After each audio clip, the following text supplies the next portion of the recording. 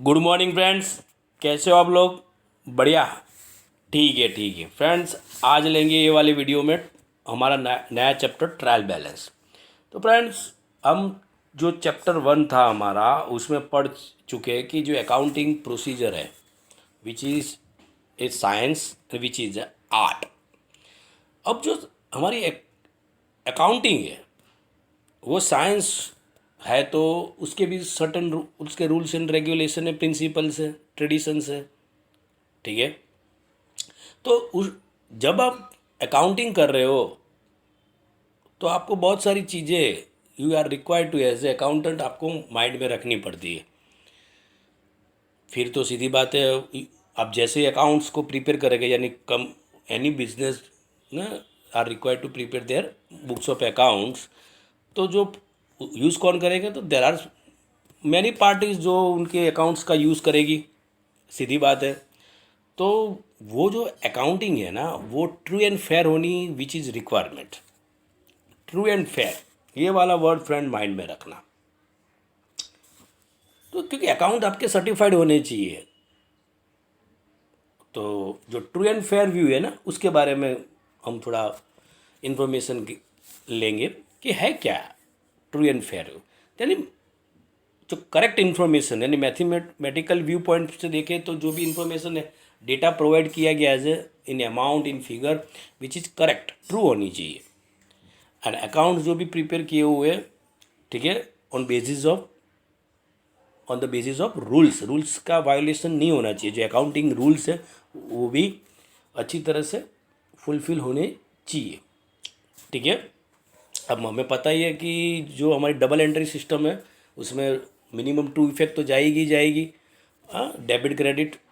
और सीधी बात है कि जितनी जितनी हमारी डेबिट साइड का टोटल होगा उतना ही हमारा क्रेडिट साइड का टोटल होगा, वो भी हमें पता ही है। डेबिट साइड का टोटल होगा उतना ही हमारा यानी दोनों साइड का टोटल इक्वल होगा।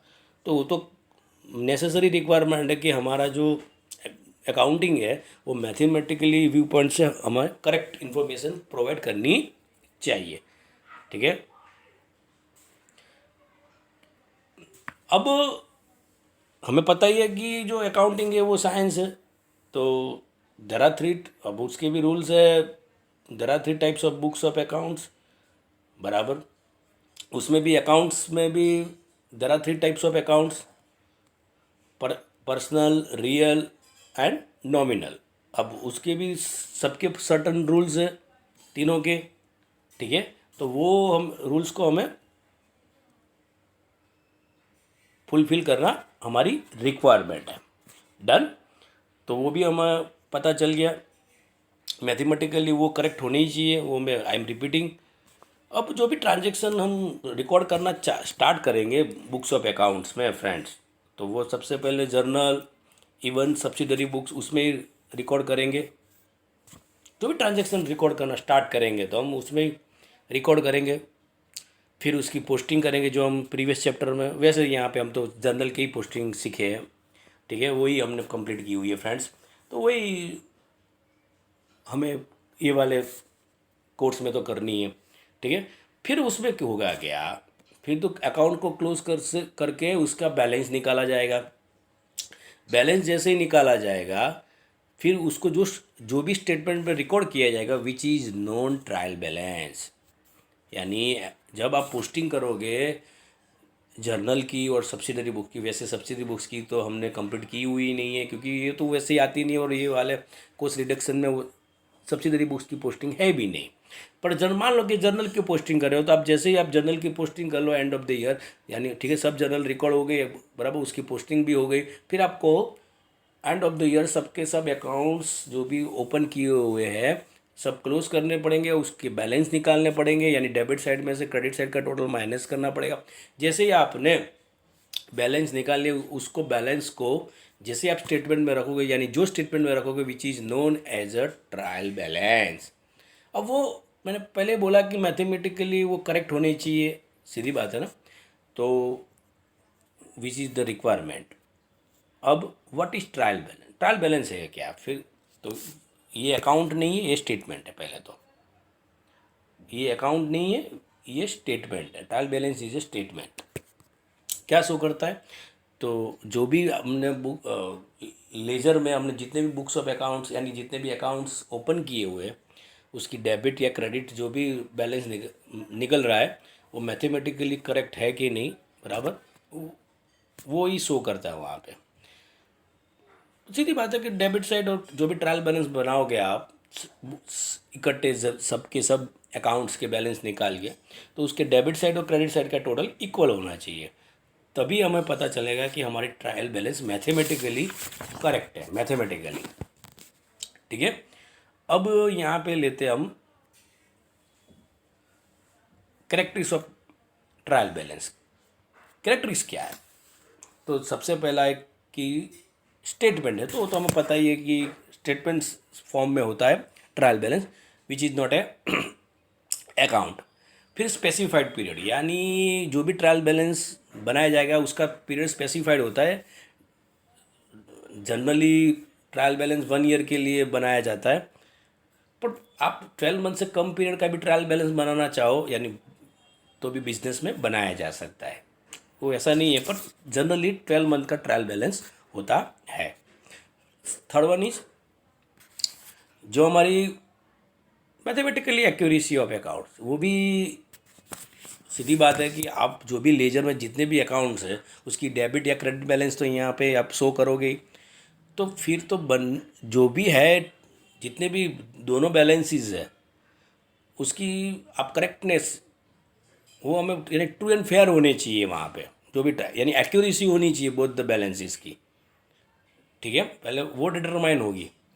फिर डबल एंट्री सिस्टम, तो पता ही है कि यहाँ पे जो ट्रायल बैलेंस बनाया जाएगा वहाँ पे यानी कौन सी मेथड यूज़ की जाएगी, तो डबल एंट्री सिस्टम यूज हो जाएगी। ठीक, फिर है pre stage of final account, यानी जो आफ्टर प्रिपेयरिंग ट्रायल बैलेंस फिर तो फाइनल अकाउंट बनने वाला है, यानी फाइनल अकाउंट बनाने से पहले ही ट्रायल बैलेंस बनता है। अब सीधी बात है कि जितनी भी मिस्टेक्स और एरर्स है ना, जितनी भी मिस्टेक्स एंड एरर्स है वो बिफोर प्रिपेयरिंग फाइनल अकाउंट हमें उसको आइडेंटिफाई करनी है और उसको मॉडिफाई करनी है। इससे क्या होगा कि हम with the help of trial balance true and fair view हमारा जो अकाउंट्स का है ना वो हम शो कर पाए, यानी बिजनेस मैन यही चाहता है, बिजनेस में यही होता है। ठीक है, अब लेते हैं फ्रेंड ऑब्जेक्टिव। ऑब्जेक्टिव क्या है ट्रायल बैलेंस का, वो भी ले लेते हैं ये वाले वीडियो में ही। फिर से एरिथमेटिकल एक्यूरेसी तो होनी चाहिए, यानी जो भी फिगर्स आपने निकाले हैं यानी डेबिट बैलेंस निकाले या क्रेडिट बैलेंस निकाले वो मैथमेटिकली करेक्ट होने चाहिए, सीधी बात है। Second one is locate error and their rectification, जैसे आपको पता चल गया कि डेबिट एंड क्रेडिट साइड का जो हमारा टोटल है यानी जो बैलेंसेस है विच आर नॉट इक्वल, तो फिर आपको उसको रेक्टिफाई यानी मॉडिफाई करना ही पड़ेगा। ठीक है, एरर आपने लोकेट कर ली है तो फिर इसको रेक्टिफिकेशन यानी सुधारना तो पड़ेगा ही पड़ेगा। ठीक है, फिर easy preparation of final accounts, ये भी है फ्रेंड्स कि आपका ट्रायल बैलेंस करेक्ट होगा, यानी ये वो फर्स्ट स्टेप्स है बिफोर प्रिपेयरिंग फाइनल अकाउंट। तो उससे क्या हो जाएगा फ्रेंड्स जितनी भी मिस्टेक्स एंड एरर्स है वो ट्रायल बैलेंस में आप रेक्टिफाई कर लोगे, यानी पहले तो एरर्स और जो भी मिस्टेक्स है उसको लोकेट कर लोगे, फिर उसको रेक्टिफाई कर लोगे यानी मॉडिफाई कर लोगे। ठीक है, इससे क्या होगा, आप बिफोर प्रिपेयर फाइनल अकाउंट आप trial with the help of trial balance बनाने से आप आपकी जो मिस्टेक्स है उसको मिनिमाइज कर दोगे, यानी बहुत ज़्यादा मिस्टेक्स रहेगी नहीं। तो फिर मिस्टेक्स रहेगी नहीं तो आप अपने फाइनल अकाउंट्स क्विकली और इजीली प्रिपेयर कर पाओगे। नेक्स्ट बैलेंसेस ऑफ अकाउंट्स, यानी जो भी हम जितने भी अकाउंट्स है उसकी